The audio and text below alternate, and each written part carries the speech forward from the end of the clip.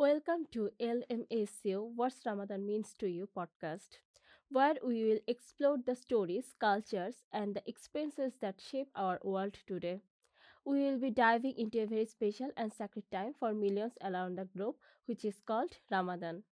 For those who may not be familiar with, Ramadan is the ninth lunar month of the Islamic calendar, and it holds deep spiritual significance for the Muslims whole world.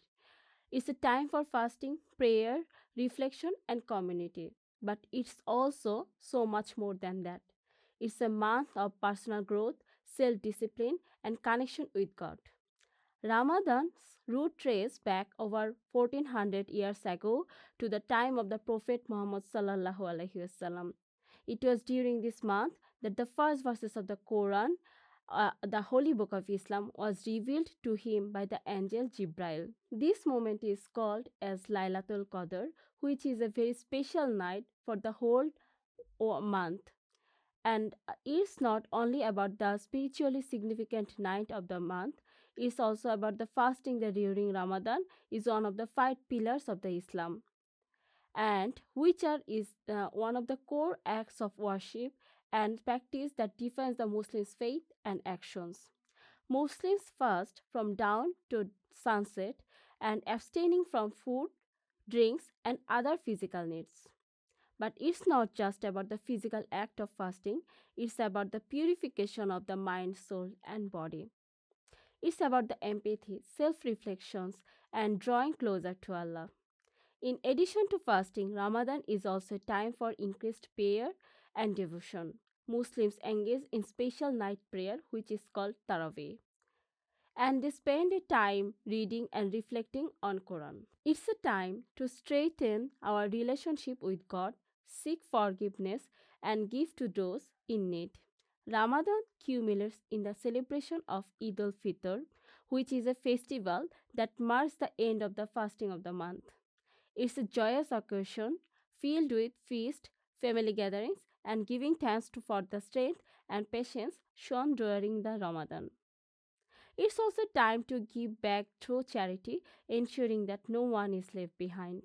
In this episode, we are going to explore what Ramadan means to different peoples, the lessons they learn from it, and how it shapes their lives both spiritually and personally. We hope that by the end of the conversation, you will have a deeper understanding about the beautiful and transformative information about Ramadan. Thank you. So here we have our first guest, Rafsan. Rafsan, can you please introduce yourself?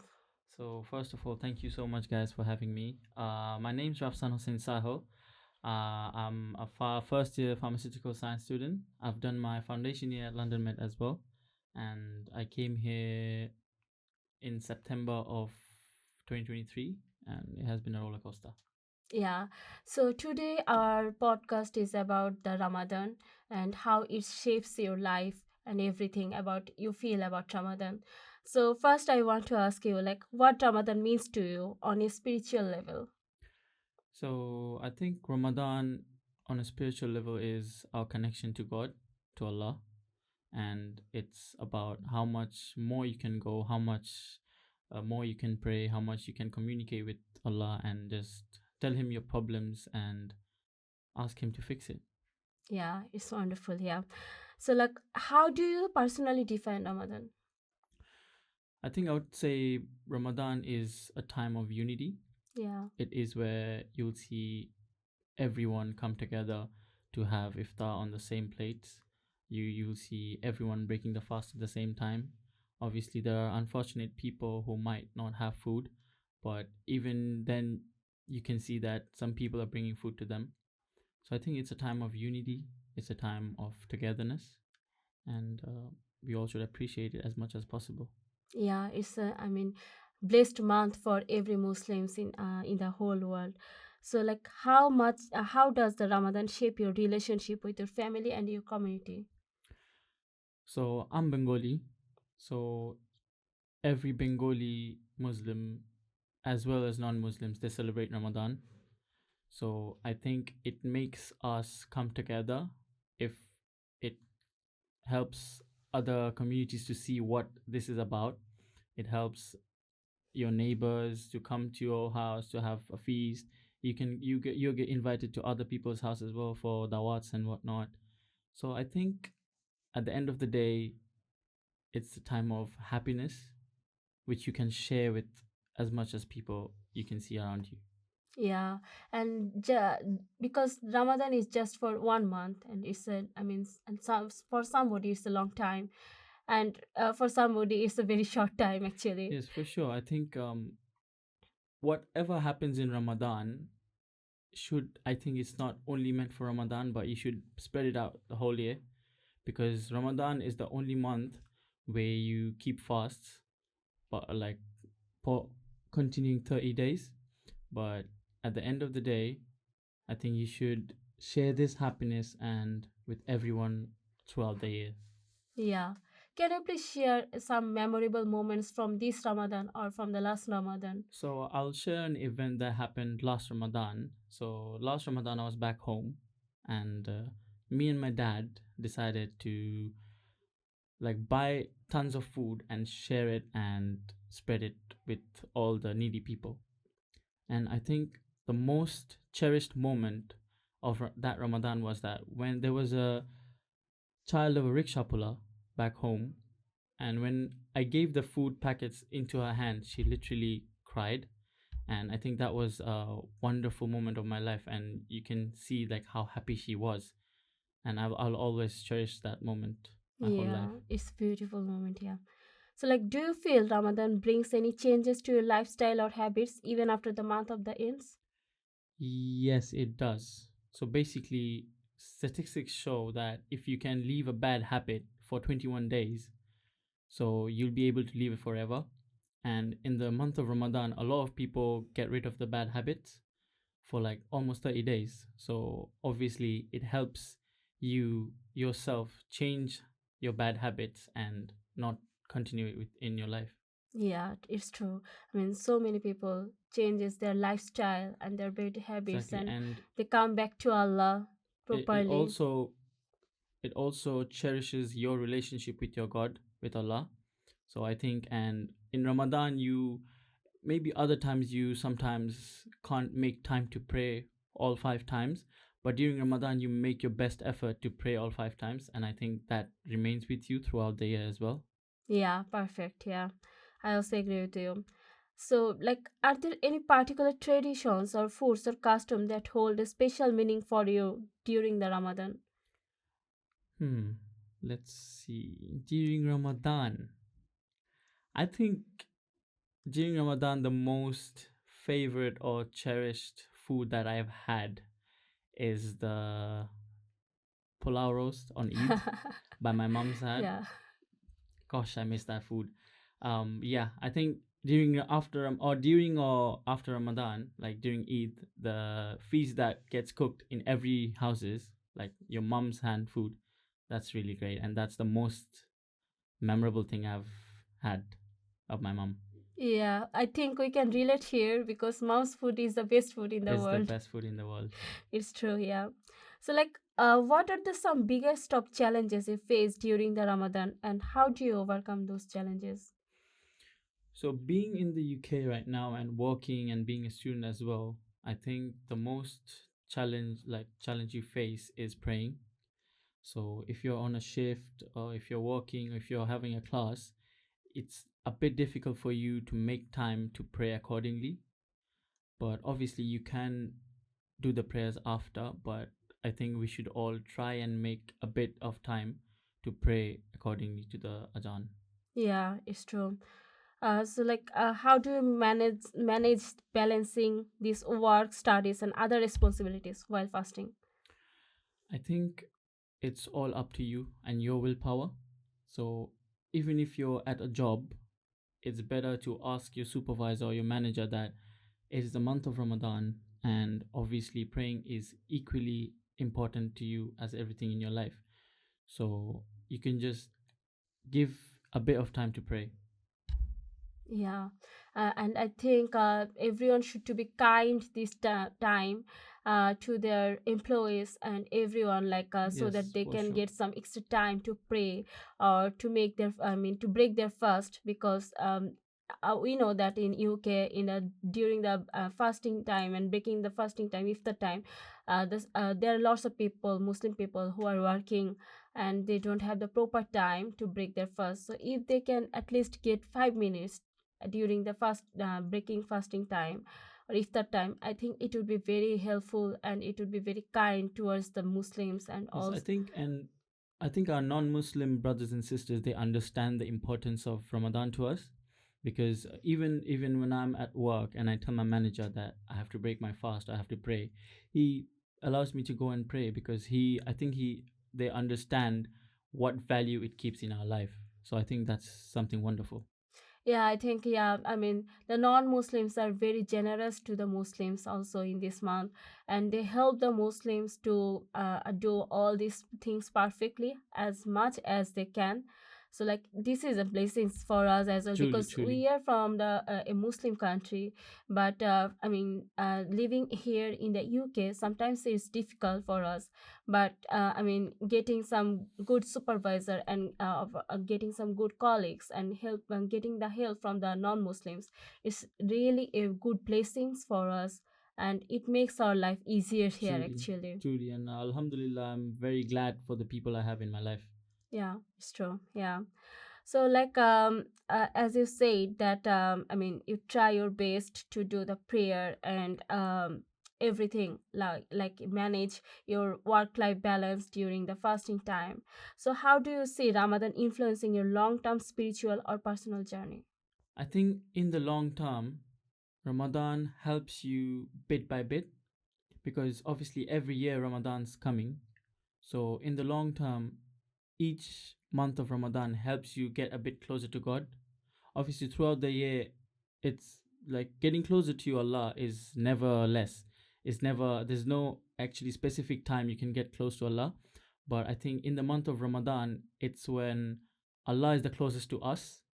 So I think, yes, obviously every month of Ramadan, you get closer to Allah, and then you help yourself rise spiritually. You connect more. You do good deeds more. Your willpower gets stronger. So I think that's a wonderful thing as well. Yeah, it's true. And so, like, yeah, we discussed with you and we got lots of ideas how you spend your Ramadan and how do you make the balance between your regular life and Ramadan life and everything. I think it's really very important for the Muslims to maintain both together, and also, I mean for everyone, and we try our best to be a better Muslim during this month. Obviously, right now I think it's a bit of a challenge in this Western world to do good deeds, to be the best of your life, to be in the good book of Allah. I think it's a bit challenging, but we should all try our best. Just try our best, do good deeds, help the poor, help around everyone who is around you. I think that's the best you can do. Yeah. That's the best you can do to get Jannah. Yeah. So, is there any message you want to share with the people around you about the Ramadan?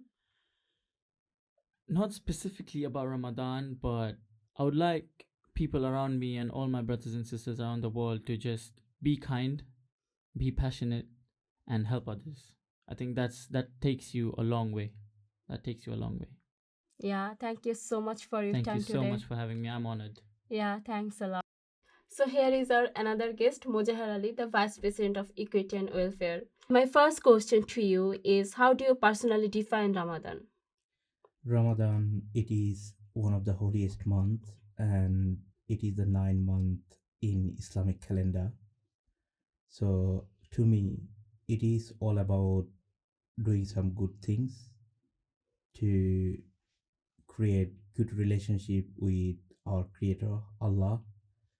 And also the meaning of Ramadan is to abstain from all the evil activities. Yeah, absolutely. So, like, what does Ramadan mean to you on a spiritual level? So it is all about, like, you have to have enough time to pray, enough time to rectify yourself, to reflect yourself, like what you are doing for the rest of the year. It is time to like seek forgiveness from any like evil activities, and it is also time to get reward from Allah. Yeah. Ramadan is not only focusing on yourself but also your family and your community as well. So, like, how does Ramadan shape your relationship with your family and community? What I will say, I think this is one of the most important occasions in Muslim family, in any Muslim family. Particularly, it starts from Shahur, that means very early in the morning. We need to wake up together to have some food together. Like we will be sitting in the dining table together. They will be calling us, okay, Mr. Mozahar, it is time for Shahur. This is time for like having meal for your iftar. And again, when it is time for fasting, like break of fasting is called iftar time. We all come together, not only ourselves, like we cook food, we prepare food, like we make iftar, and we love to share our food amongst community. So we always not think about ourselves. Like through this Ramadan, through this practice, it's really create very strong relationship amongst family member and within the community itself. Yeah, perfect. Yeah, it's a very important time for the family and community as well. And Ramadan is also the month of the reflection and growth of your spiritual way as well. So, like, in what ways does Ramadan challenge you personally, do you think? So I will say just one thing. Ramadan actually is not changing me. Actually, it is telling me to do something in right way. For example, as a Muslim, our duty is to perform 5 time prayers. And you may already have known that during this month we have one blessed night. It's called Laylatul Qadr. And if we do anything on that day, spiritually we believe that we will get rewarded in the afterlife. We believe in Jannah. Like if we do some good things, we will go to heaven.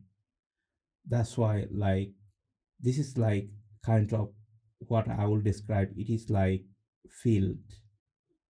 The world is kind of field. We need to cultivate some crops here. Like here, we need to do some good deeds. And if we compare amongst other 11 months in Islamic calendar, Ramadan is a time to harvest the thing from our field. We need to pray, we need to donate, we need to help each other, and we need to abstain from all kind of anti-social activities. That's why I think this is like complete package. If we follow the lesson from Ramadan, it will shape our life in very positive and meaningful way. Thank you for your explanation. I mean, it's a really very good explanation. So, like, what are the some key lessons you have learned during the Ramadan over the last years? So what I will say, this is all about bringing community together, bringing family member together, and actually it teaches me personally to have compassion to those who are in need. Sometimes we may have so many food on our plate or table, but there are so many people around the world, even they are struggling to have a single meal in a day.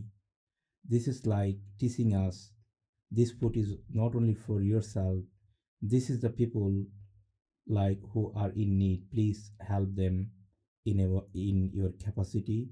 So think about like from here we are abstaining from eating and drinking like for very longer period of time, and we do understand by abstaining from having any kind of food or drinks how difficult it is. And by applying this analogy, if we apply to those people who are struggling, think about people in Yemen, Libya, or Sudan or a very remote part of the world where there is no water, fresh water or food. They are like people are dying there because of food. So that means it is telling us without food or drinks to pass your time is very difficult. So if this world is very temporary, if you have money, if you have any property, please help the people who are in need. So, like, I will say this is the key message from Ramadan. This is the one of the very like very best way to help the people, like through charitable activities to donate people in their capacity.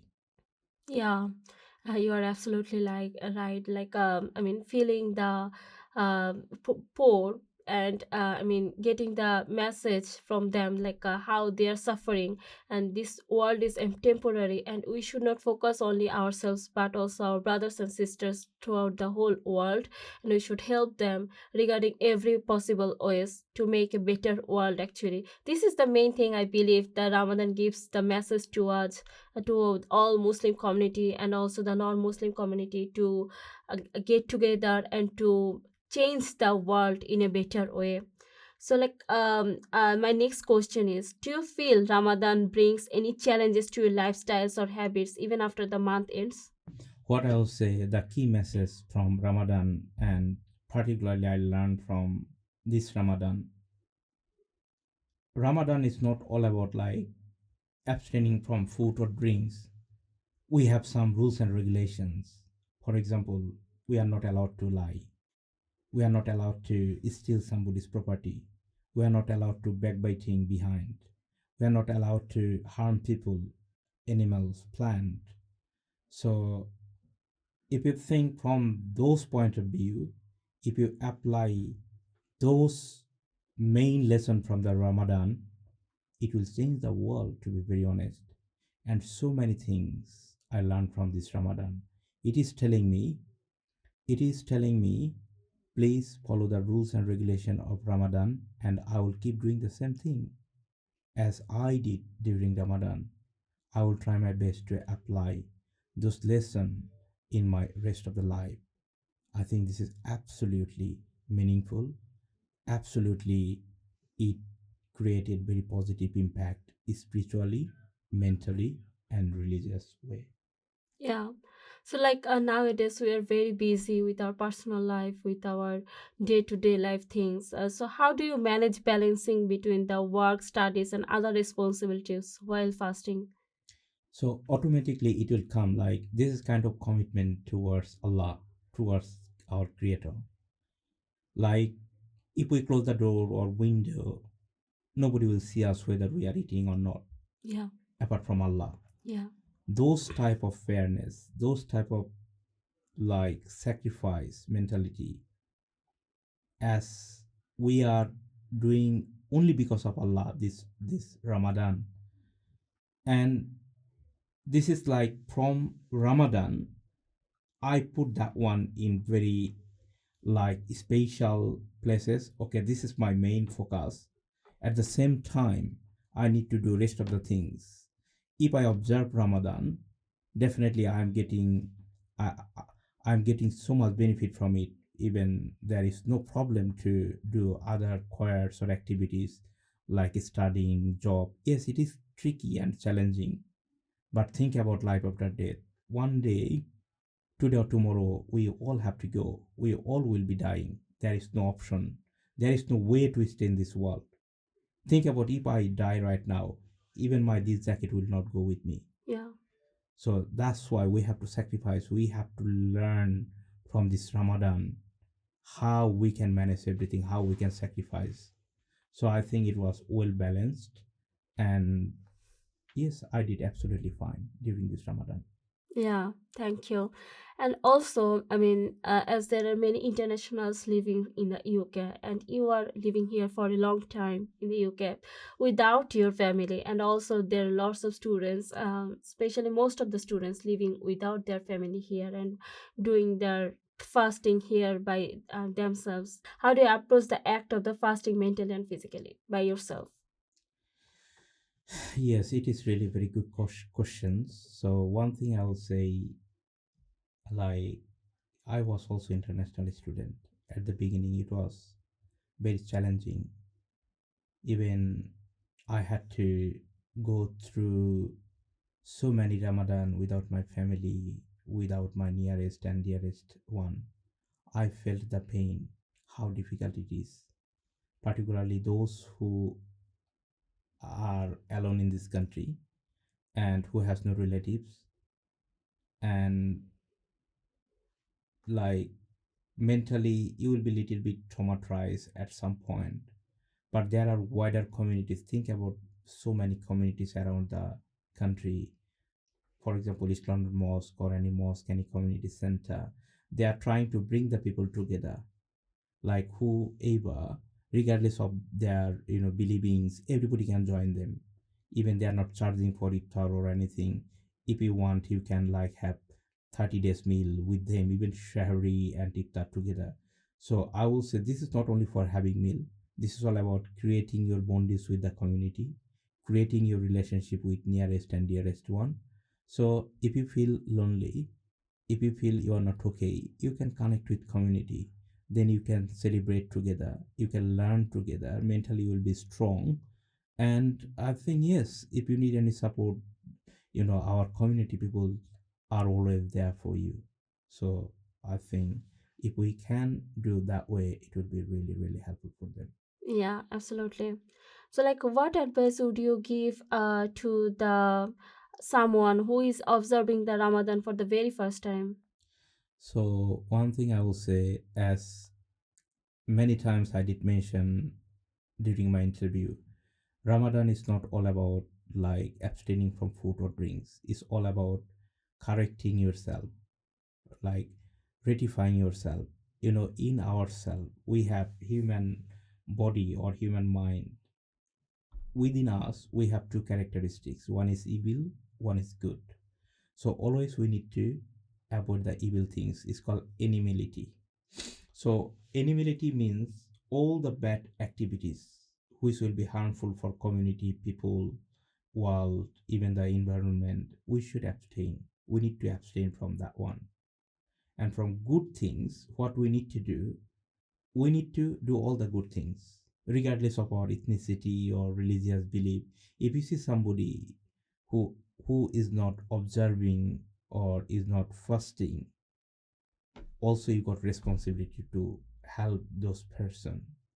And as you did mention, like first timer, whoever is fasting for the first time, keep doing the good things.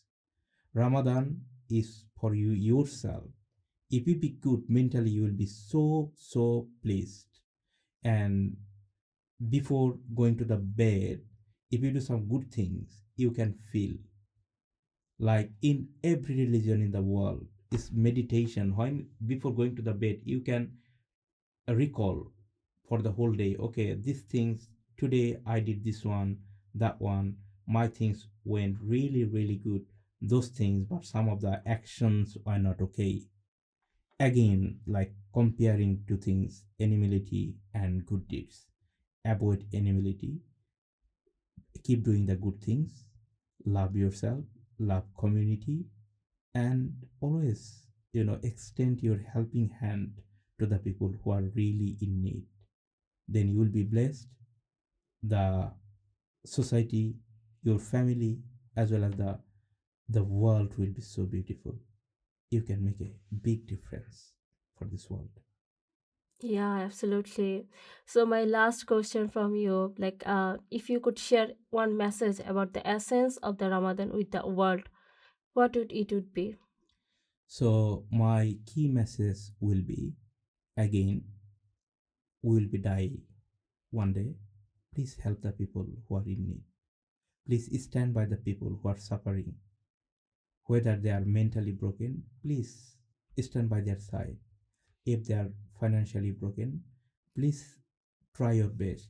If you think somebody is struggling to find our job or whatever, in your capacity, try to help them. This is all about, like, as a human being, like follow the guidance of our religion. then it teaches you everything. So finally, I will say, do good things for yourself, for the community, even for the world. Then you will see, like, the life will be so beautiful and impactful. Thank you so much. I mean, it was a really very insightful conversation, and I think I have learned in lots of things from your conversation as well. And thanks for having here today. And it's a very good time and very good conversation to you. Thank you for coming today. Thank you very much. Jazakallah khair. Thank you. So here we have another student as a guest, Basir Samim. Can you please introduce yourself? Hello, my name is Basir Samim, and I'm a student of International Business Management in my second year. Yeah, thank you.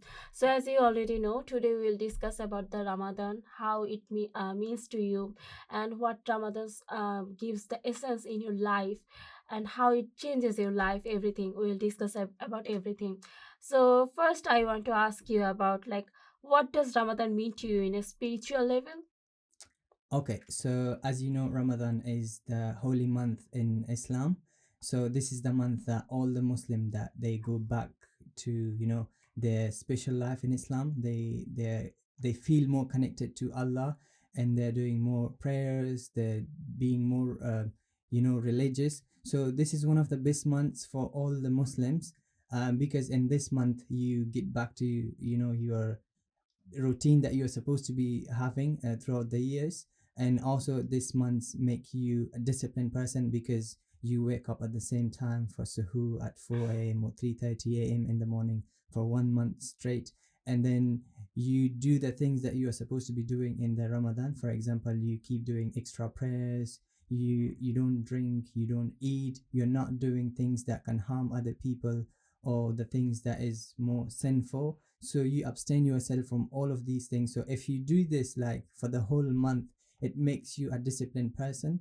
And for me especially, this month is a month that we feel more connected to our creator, and this makes us more disciplined.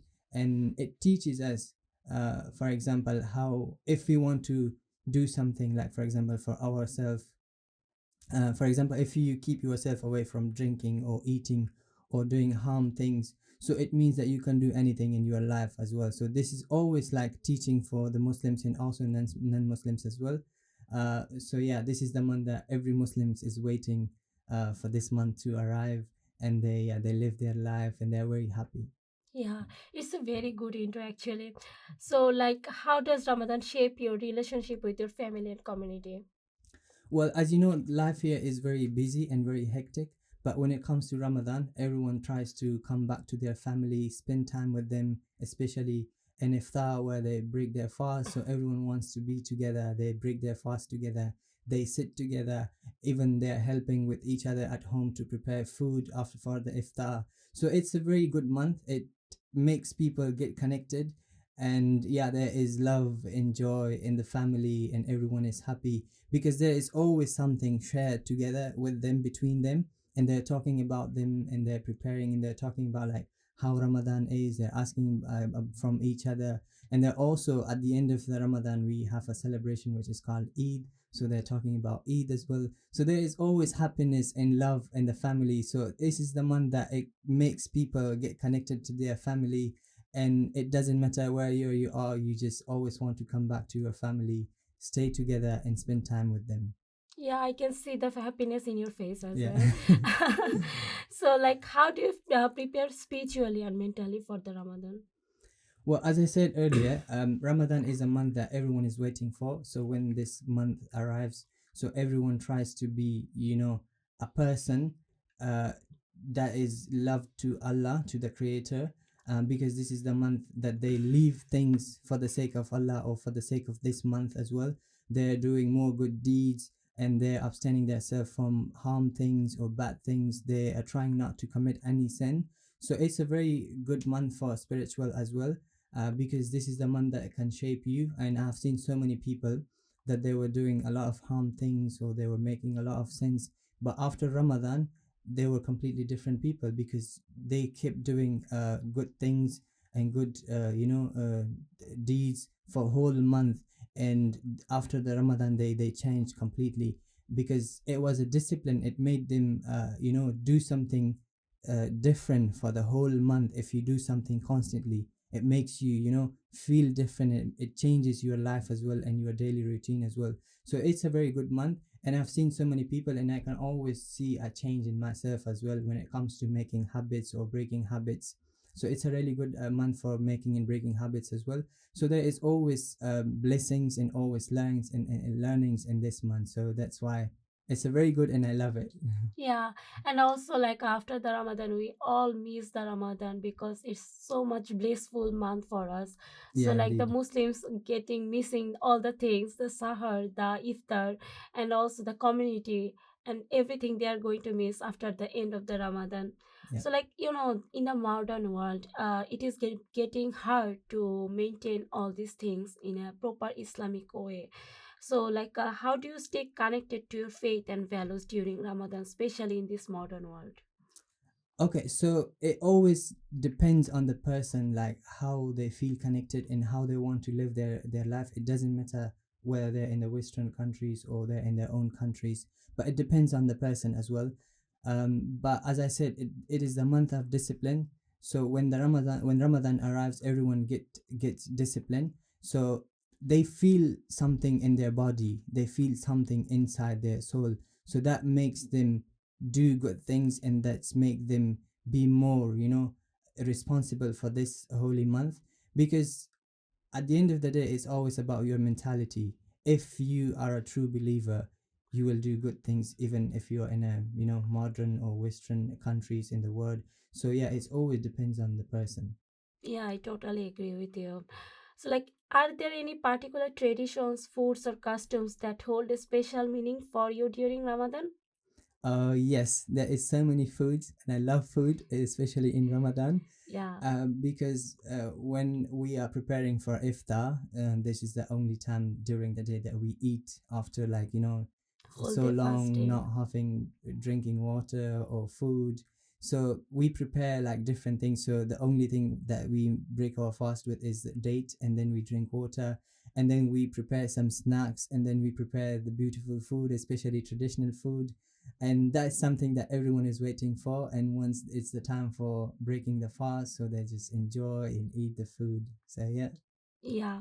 So, like, the life here is too much busy. You have to balance your work, study. So, how do you manage balancing your work, study, and other responsibilities while fasting? Well, yeah, it is a little difficult, but there's always, compromises that you need to do. For example, before Ramadan, if you were taking more sleep or you were doing other activities, but in Ramadan you are doing it differently, because for in Ramadan during night, so for suhoor we have to wake up at 3:30 or 4 a.m. to eat, and then we pray, and then if you had time you would be able to go back to sleep for 1 hour or 1.5 hour if you were lucky enough. But if you are not, then you will just get ready to go to your work or your studies, to your university and schools and colleges. And also before going to sleep, there is prayers that we are doing. There is very less time for us to sleep at this time, because there is other activities, and it always depends on you how you manage it. For example, before Ramadan, if you could do something before going to sleep, like studying or reading something, you can do that during the day. If you want to do that during the day in Ramadan, you have to stop doing something that you were doing before Ramadan, like checking social medias or spending time with your friends. You have to change it. You have to change your routine, the timetable, because when Ramadan arrives, the routine changes. So there are other activities that are getting added to the your timetable in your routine, but you also need to remove some of them in Ramadan.